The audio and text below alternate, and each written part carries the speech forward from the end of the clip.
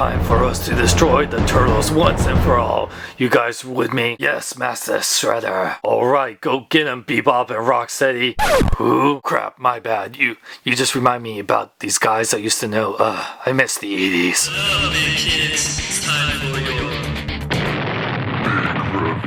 your What up, big kids? Here's your big review of Nickelodeon's Teenage Mutant Ninja Turtles Basic Dogpound and Fishface figures. Let's start with Dogpound, who was actually, spoiler alert if you haven't seen the show by now, this was actually Bradford, one of Shredder's henchmen that he trained, voiced by the awesome Clancy Brown.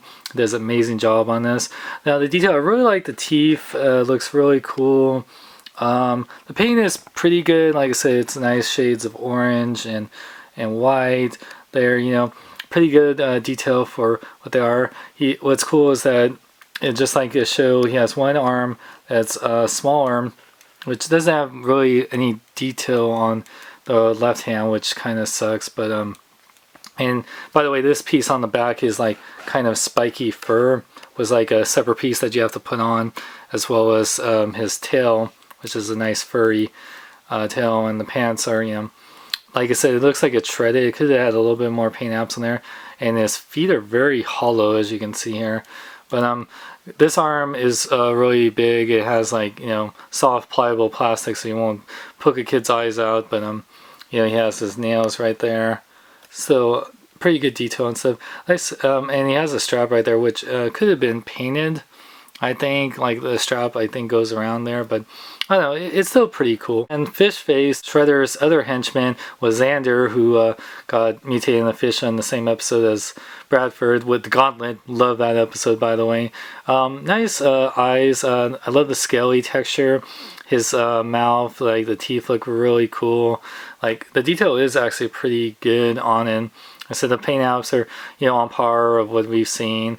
He has, like, this kind of scuba gear thing. Well, I'm pretty sure we'll see Baxter Stockman in a future episode at the time of this review build this for him, since now Baxter Stockman is working for Shredder, as you can see, because he didn't have legs. He just had a like fishtail, which you can see here. Like I said, like the scaly texture of it, and he has these robot legs built from, I'm guessing, parts of a mouser that, or you know, like that Baxter Stockman will build him, and he has, like, I don't know, that's a digital thing or whatever, digital crotch. But anyway, it's still pretty cool. He has, like, I like the scaly texture a lot, and he looks awesome. Articulation. Dogpound's head can rotate this way. It doesn't move really up and down, left, right. It just rotates like, huh? Anyway, but his arms do fully rotate and go in and out. He doesn't have any elbow articulation, sadly, but wrist fully rotates, as well as this wrist, even with his big old, you know, arm. He does have waist articulation, which is awesome, and his legs go in and out and forward and back. No knee or ankle articulation, but he does have a tail that fully rotates. Fishface, his head does move left and right because of these things. They can't fully rotate. Doesn't go up and down, sadly. It looks like his jaw would open up, but sadly it doesn't. It would have been awesome if it does. His arms do fully rotate and go in and out. It rotates at the wrist right here. No elbow articulation, sadly, too. He does have full waist articulation, which is great, and his legs go forward and back. No in and out or knee articulation or no ankle articulation, even though it does look like it would have it, but yeah, you just want to be careful. But his tail does fully rotate, so the articulation is good, not great. Dogpound doesn't come with any accessories, but Fishface does come with this nice little sword. It's just this gray plastic, which is right here, but and he comes with his knife, his signature knife that we've seen him as Xander use. So that's cool that he gets some weapons. Prepare to meet your doom. We're hungry for some turtle soup. Oh yeah, you can't stop me, Fishface and Dogpound. That's not our names. Where'd you come up with that crap? You have a fish face, so that was pretty easy. And you're like a dog that pounds stuff, and, like, you know, dogs go to the pound. So yeah, I'm good with names. Dude, I used to be Chuck Norris. I will eat you! You better put me on a pizza first, and ooh, that sounds really good right now. Hold on, I'll be back. Size comparison time. So here you can see that Dogpound and Fishface, I wouldn't really say that they're to scale to what the Ninja Turtles, like Dogpound especially. I think he should be much bigger. I mean, you can see that Shredder is bigger than Dogpound, and Dogpound is a huge character. And you can see Fishface is actually a little bit taller if you count his fin, which shouldn't be right, but I mean, compared to, if you don't count Dogpound, Fishface I think is in the right scale. As you look at him with Mikey, you can see that both the figures are 3/3/4 fins type scale. As they're as big as G.I. Joe Roadblock, and you can see how much smaller they are than a 6-inch figure like the Mark 6 Iron Man. Now, Dogpound and Fishface are this Ninja Turtles cartoons, Bebop and Rocksteady.